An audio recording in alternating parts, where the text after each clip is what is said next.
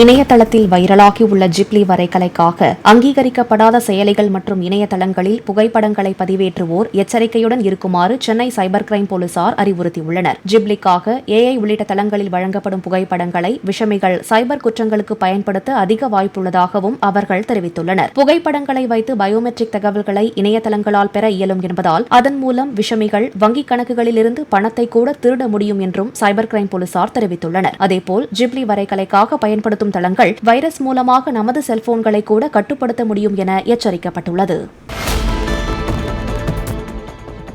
புதுடில்லியில் நடைபெற்ற 2வது கேலோ இந்தியா பாரா விளையாட்டுப் போட்டிகளில் 74 பதக்கங்கள் வென்ற 62 தமிழக வீரர் வீராங்கனைகளுக்கு ஊக்கத்தொகை வழங்கப்பட்டது.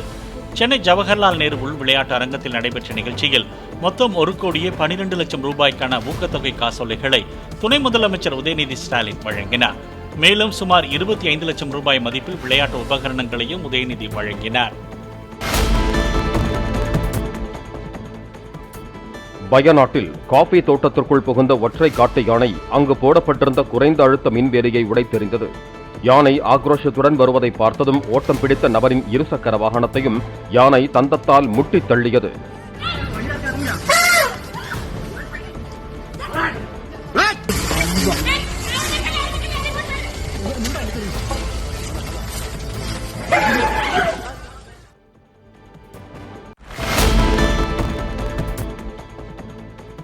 மதுரை பொன்மேனி பகுதியில் உள்ள தனியார் குடியிருப்பு லிப்ட் பழுதடைந்ததால் உள்ளே கைக்குழந்தையுடன் சிக்கித் தவித்த பெண் உட்பட 6 பேரை தீயணைப்புத் துறையினர் பத்திரமாக மீட்டனர்.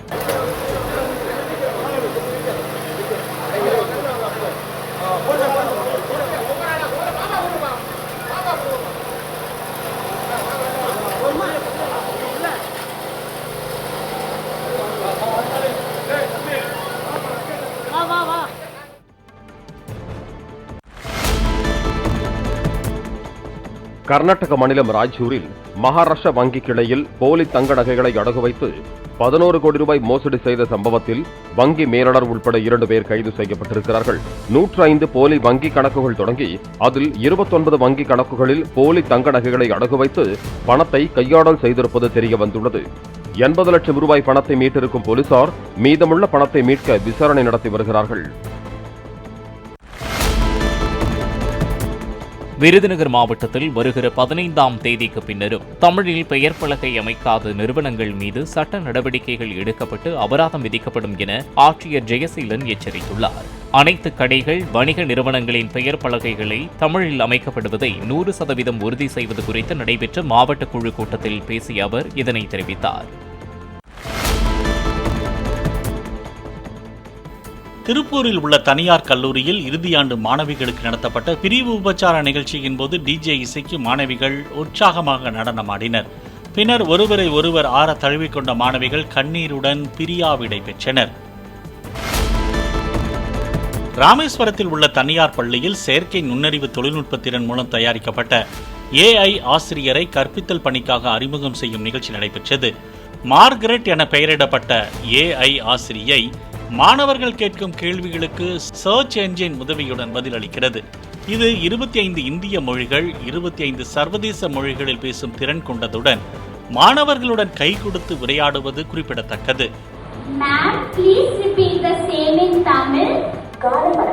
அனைவருக்கும் இன்று நம்முடைய அருமையான பள்ளி Christ king senior secondary international school பற்றி சில வார்த்தைகள் பகிர விரும்புகிறேன்.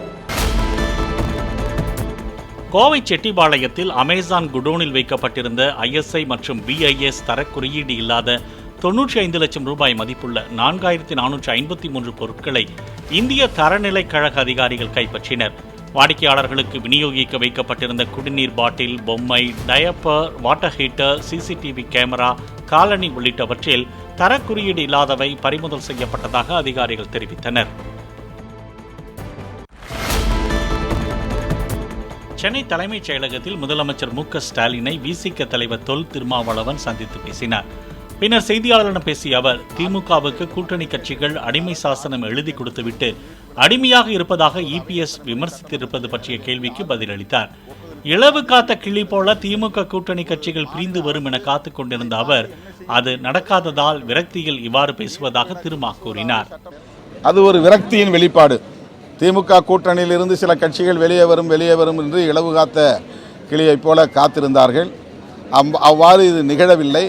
நிகழாததன் விளைவாக, விரக்தியின் விளைவாக இத்தகைய கருத்துக்களை அவர்கள் சொல்லி வருகிறார்கள். உத்தரப்பிரதேசத்தில் மகளுக்கு நிச்சயிக்கப்பட்ட மாப்பிள்ளையோடு மாமியார் தப்பி ஓடியதாக போலீசில் புகார் அளிக்கப்பட்டுள்ளது. அலிகர் பகுதியில் 20 வயதான மணமகன் வருங்கால மனைவிக்கு பதிலாக 40 வயதான வருங்கால மாமியாருக்கு புதிய ஸ்மார்ட் போன் பரிசளித்து அதில் இருவரும் அதிக நேரம் பேசியதாக கூறப்படுகிறது.